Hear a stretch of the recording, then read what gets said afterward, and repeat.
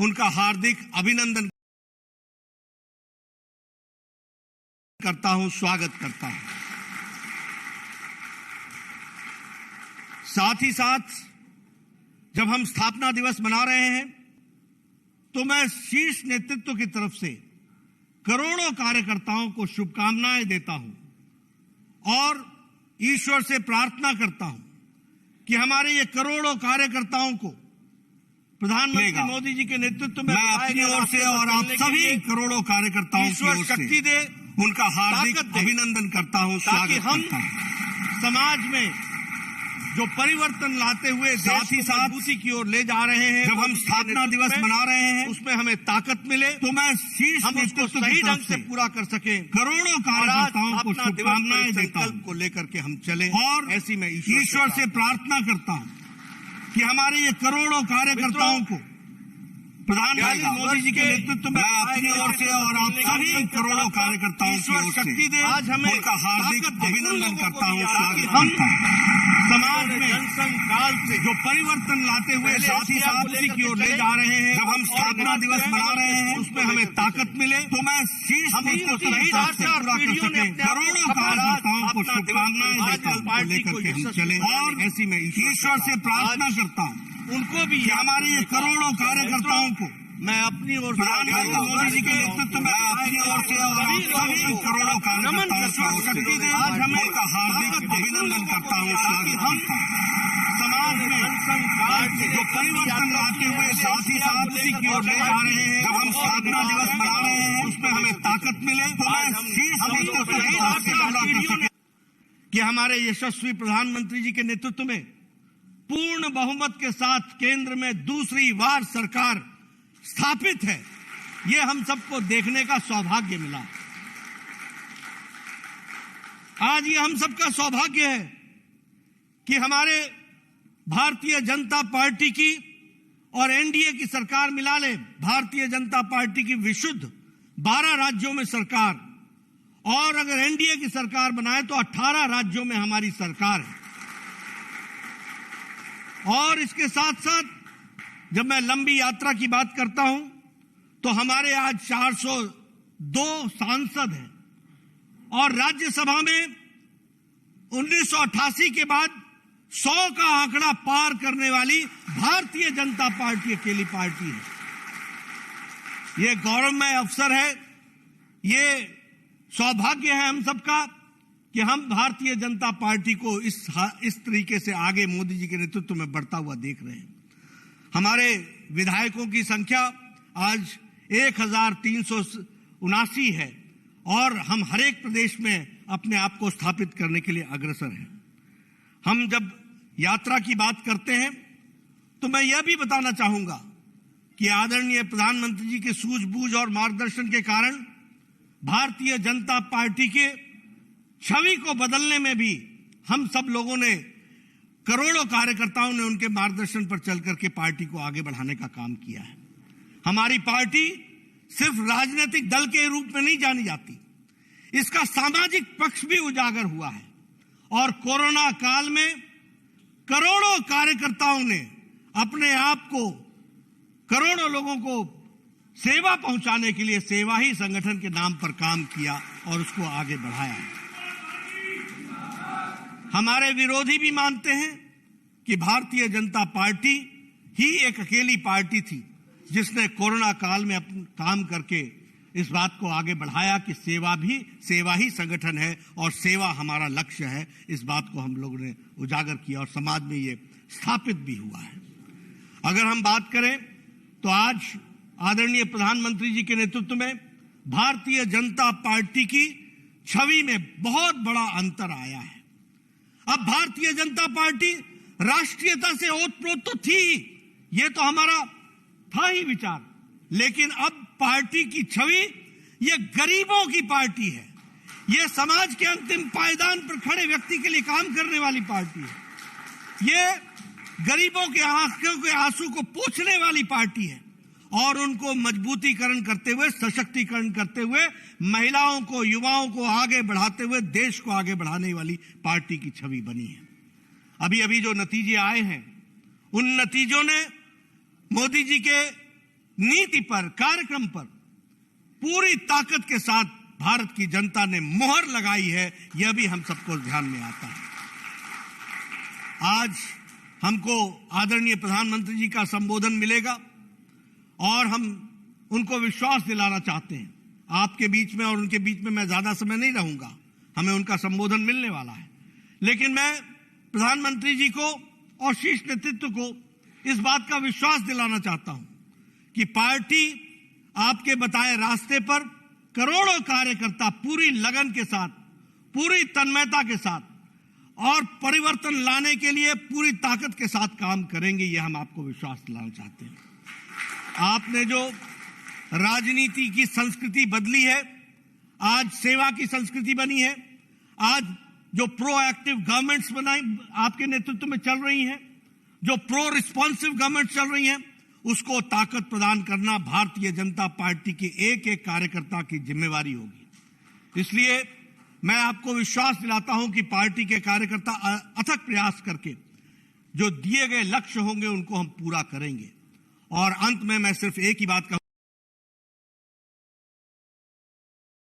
है आज सेवा की संस्कृति बनी है, आज जो प्रोएक्टिव गवर्नमेंट्स बनाई आपके नेतृत्व में चल रही हैं, जो प्रो रिस्पॉन्सिव गवर्नमेंट चल रही हैं, उसको ताकत प्रदान करना भारतीय जनता पार्टी के एक एक कार्यकर्ता की जिम्मेवारी होगी। इसलिए मैं आपको विश्वास दिलाता हूं कि पार्टी के कार्यकर्ता अथक प्रयास करके जो दिए गए लक्ष्य होंगे उनको हम पूरा करेंगे।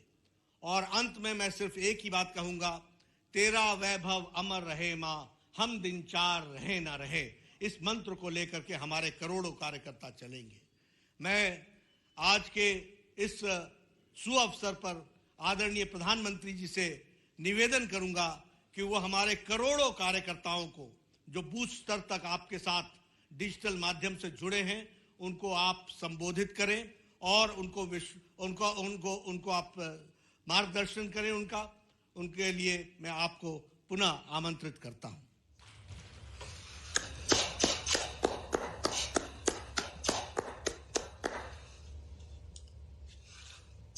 नमस्कार। भारत माता की, भारत माता की, भारत माता की। भारतीय जनता पार्टी के स्थापना दिवस के इस पुण्य अवसर पर मेरे साथ जुड़े पार्टी के सभी समर्पित कार्यकर्ता साथी, पार्टी के समस्त पदाधिकारीगण, हमारे राष्ट्रीय अध्यक्ष श्रीमान जेपी नड्डा जी,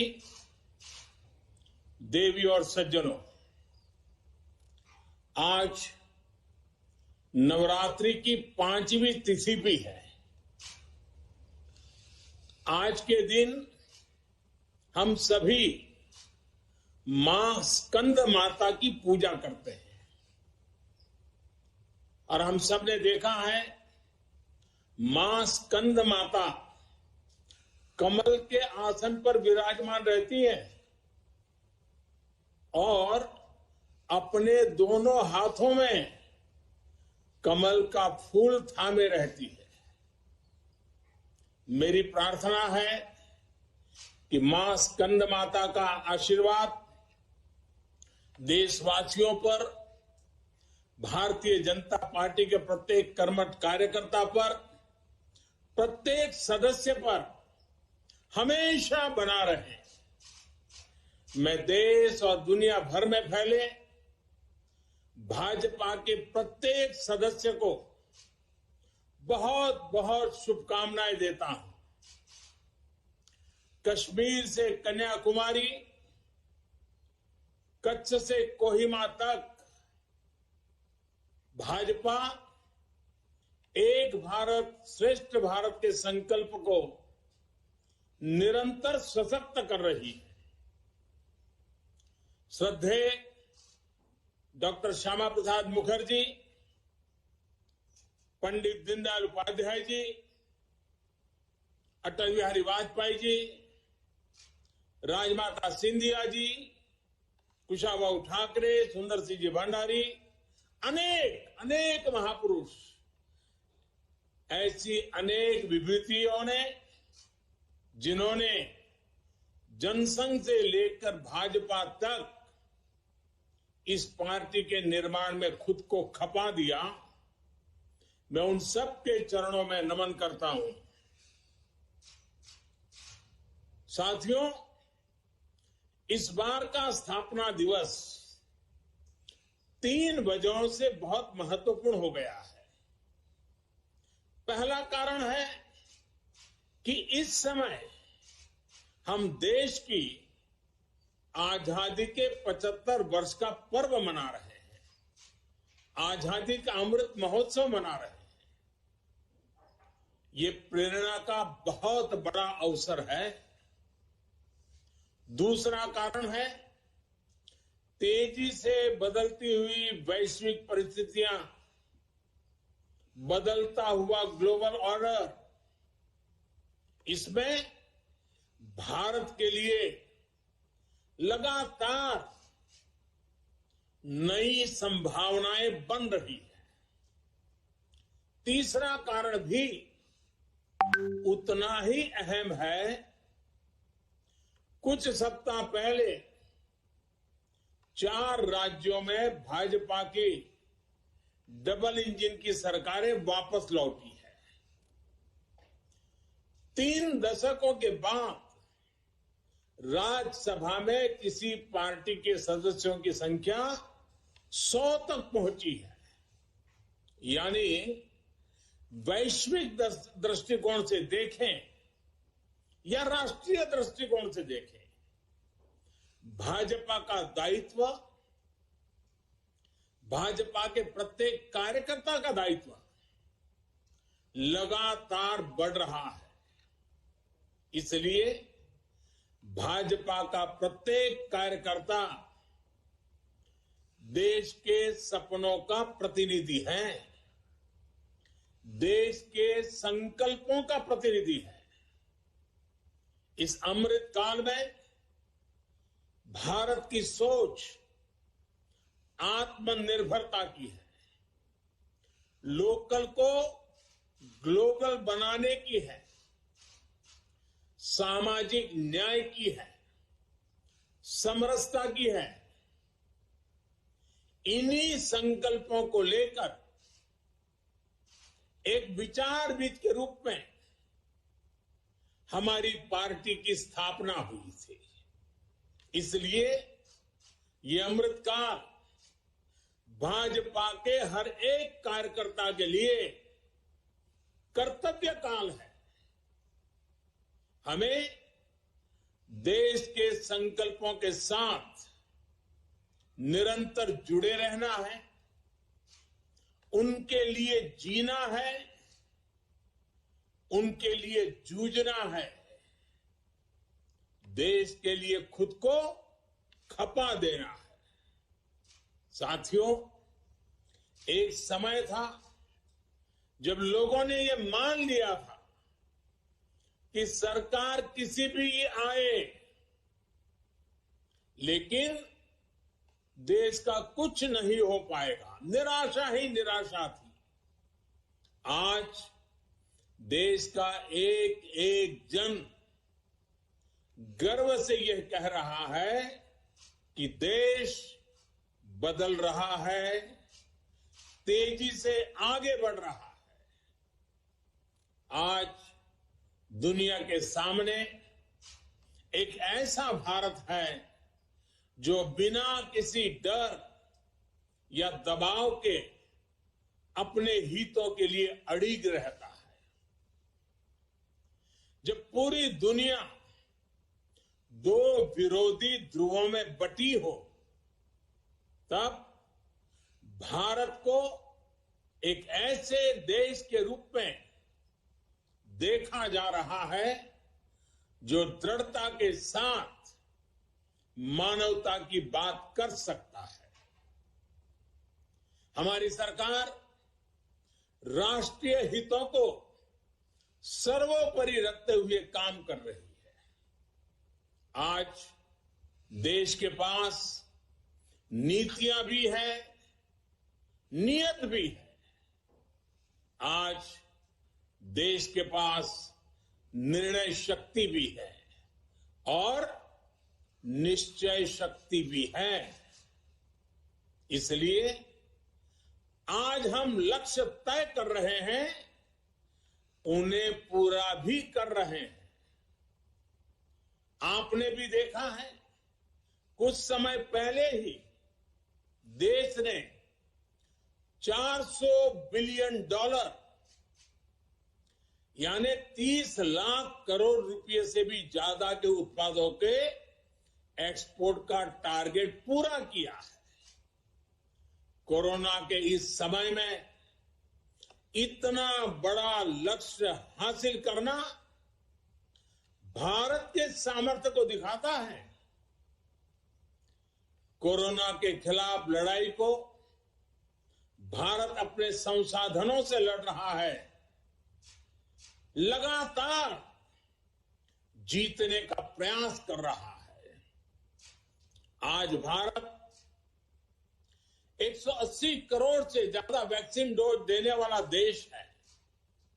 आज पूरी दुनिया देख रही है कि इतने मुश्किल समय में भारत 80 करोड़ गरीबों, वंचितों को मुफ्त राशन दे रहा है। 100 साल के इस सबसे बड़े संकट में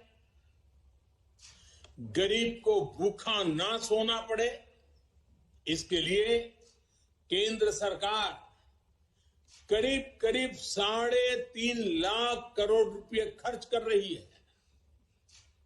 बीते वर्षों में देश ने ये देखा कि जिस तरह अपने नागरिकों का जीवन आसान बनाना भाजपा सरकारों की, डबल इंजन की सरकारों की प्राथमिकता रही है।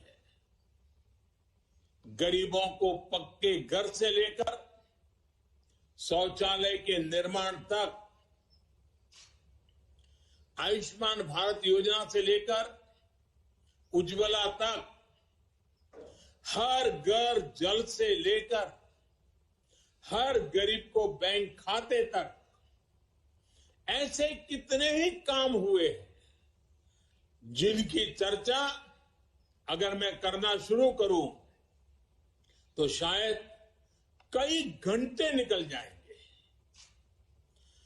सबका साथ, सबका विकास के मंत्र के साथ हम सबका विश्वास प्राप्त कर रहे हैं।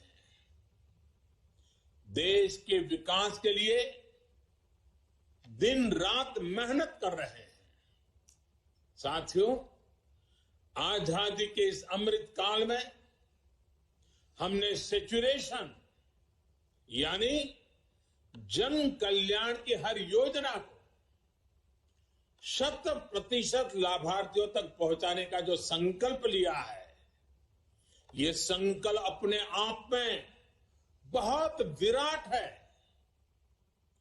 सेचुरेशन तक पहुंचने के इस अभियान का मतलब है भेदभाव की सारी गुंजाइश को खत्म करना, तुष्टीकरण की आशंकाओं को समाप्त करना, स्वार्थ के आधार पर लाभ पहुंचाने की प्रवृत्ति को खत्म करना और समाज की आखिरी पंक्ति में खड़े आखिरी व्यक्ति तक सरकारी लाभ पहुंचे, ये सुनिश्चित करना। यही तो है सबका साथ, सबका विकास। जब सरकारी मशीनरी का लक्ष्य हर पात्र व्यक्ति तक पहुंचने का हो, तो फिर पक्षपात, भेदभाव टिक ही नहीं सकता। इसलिए हमारा ये सेवा भाव अभियान सोशल जस्टिस, सामाजिक न्याय का बहुत बड़ा माध्यम है। भाजपा के प्रत्येक कार्यकर्ता को ये संदेश लेकर घर घर जाना है, सबको जागरूक करना है साथियों, हमारे देश में दशकों तक कुछ राजनीतिक दलों ने सिर्फ वोट बैंक की राजनीति की। कुछ लोगों को ही वायदे करो, ज्यादातर लोगों को तरसा कर रखो। भेदभाव, भ्रष्टाचार, ये सब वोट बैंक की राजनीति का साइड इफेक्ट था। लेकिन भाजपा ने इस वोट बैंक की राजनीति को न सिर्फ टक्कर दी है, बल्कि इसके नुकसान देशवासियों को समझाने में भी सफल रही है। भाजपा की नेक नियत, नेक इरादों से किए जा रहे कार्य, उसे इसलिए जनता से भरपूर आशीर्वाद मिल रहा है। आज देश में ऐसी सरकार है जिसकी वैचारिक निष्ठा अंत्योदय में है। गरीबों, दलितों, पिछड़ों, महिलाओं के हितों के लिए, उनके उत्थान के लिए काम करना, ये हमारी पार्टी के मूल संस्कार है। इसलिए आज दलितों, पिछड़ों, आदिवासियों, किसानों, नौजवानों के साथ ही जिस तरह महिलाएं भाजपा के पक्ष में मजबूती से खड़ी हुई है, वो अपने आप में एक नए युग की ताकत का प्रतिबिंब है। पिछले कई चुनावों में हमने लगातार देखा है, भाजपा का विजय तिलक करने के लिए सबसे आगे हमारी माताएं बहनें आती हैं। ये केवल एक चुनावी घटना भर नहीं है, एक ऐसा सामाजिक और राष्ट्रीय जागरण है जिसका इतिहास में विश्लेषण किया जाएगा। देश ने महिलाओं को नए अधिकार दिए, सुशासन और कड़े कानूनों से उनमें सुरक्षा का भाव पैदा किया। महिलाओं के स्वास्थ्य की चिंता से लेकर उनकी रसोई की चिंता, गैस, बिजली, राशन की चिंता, इनके जरिए देश ने उनका जीवन बदला है। आज देश की नारी शक्ति के भीतर जो आत्मविश्वास पैदा हुआ है, आर्थिक फैसलों में उनकी जो सहभागिता बढ़ी है, वो भारत के भविष्य को दिशा दे रही है। देश के विकास में महिलाओं की भागीदारी बढ़े, उनकी सक्रियता बढ़े, ये विश्वास बढ़े, ये हमारा बहुत बड़ा दायित्व है। साथियों, हमारे लिए राजनीति और राष्ट्रनीति साथ साथ चलते हैं। हम राष्ट्रनीति से राजनीति को अलग कर करके चलने वाले लोग नहीं हैं, लेकिन ये भी सच्चाई है कि अभी भी देश में दो तरह की राजनीति चल रही है।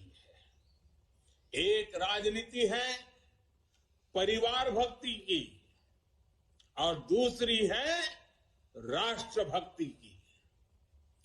केंद्रीय स्तर पर अलग अलग राज्यों में हमारे यहां कुछ राजनीतिक दल है जो सिर्फ और सिर्फ अपने अपने परिवार के हितों के लिए काम करते हैं। परिवारवादी सरकारों में परिवार के सदस्यों का स्थानीय निकाय से लेकर संसद तक में दबदबा रहता है। ये लोग भले ही अलग अलग राज्यों में हो, लेकिन परिवारवाद के तार से जुड़े रहते हैं। एक दूसरे के भ्रष्टाचार को ढककर रखते हैं। बीते दशकों में इस वजह से देश का बहुत बड़ा नुकसान हुआ है। इन परिवारवादी पार्टियों ने देश के युवाओं को भी कभी आगे नहीं बढ़ने दिया।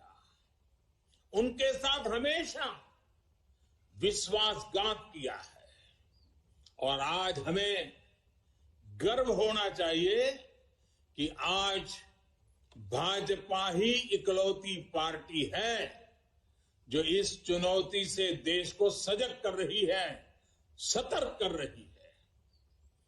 पहली बार भाजपा ने ही इसके खिलाफ बोलना शुरू किया और इसे चुनावी मुद्दा भी बनाया। मुझे इस बात का संतोष है कि देश के लोग, देश के युवा अब धीरे धीरे ये समझने लगे हैं कि किस तरह परिवारवादी पार्टियां लोकतंत्र की सबसे बड़ी दुश्मन है। साथियों, लोकतंत्र के साथ खिलवाड़ करने वाली ये पार्टियां संविधान और संवैधानिक व्यवस्थाओं को भी कुछ नहीं समझती।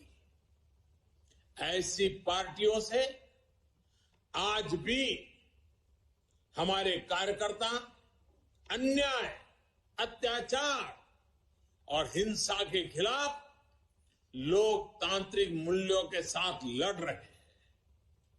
इनमें से कई कार्यकर्ताओं को अपना बलिदान तक देना पड़ा है। हम सब हमारे इन कार्यकर्ताओं के परिवारों की पीड़ा में शामिल है।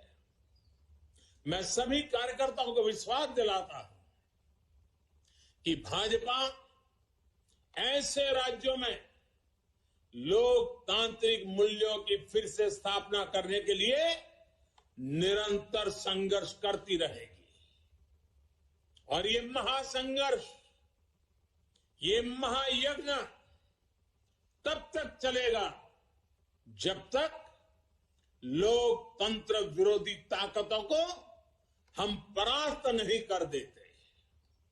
साथियों, आज पार्टी के स्थापना दिवस पर मेरा एक आग्रह आपसे नमो ऐप पर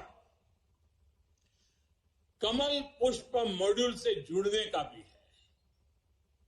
जिन अनगिनत लोगों ने पार्टी के लिए, देश के लिए खुद को खपा दिया, 3-3, 4-4 पीढ़ी खपा दी,